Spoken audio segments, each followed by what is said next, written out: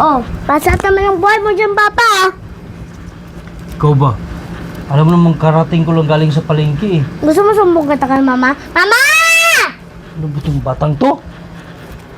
Oh, tumahimik ka lang.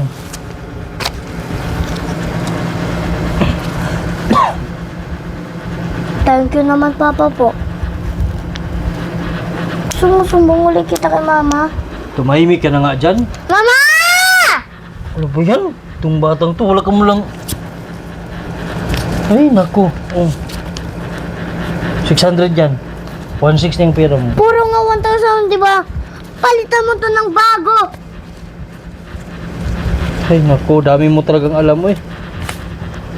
Ito na naman. Boyat?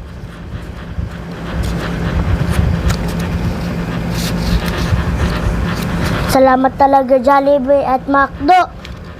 Ay, pangbili na ako. Ay, naku ka. Sumbong kita ulit. Mama! Tahimik ka na nga dyan. Pahingin ka sa pera. Para mag-timing na tayo. Tumahimik ka ha. Basta Oh. tatlo. Sabing tatlo. Buti nga, may tira pa ako sa pamamalingki ko eh. Salamat talaga, Jollibee at McDo na naman. Ba't ang tagal mo doon, Papa, sa palengke? May kasap ka bang babae? Ano ba yan? Pati ba naman sa ganyan eh, pinapakialaman mo pa. Alam mo naman malingki yung papa mo.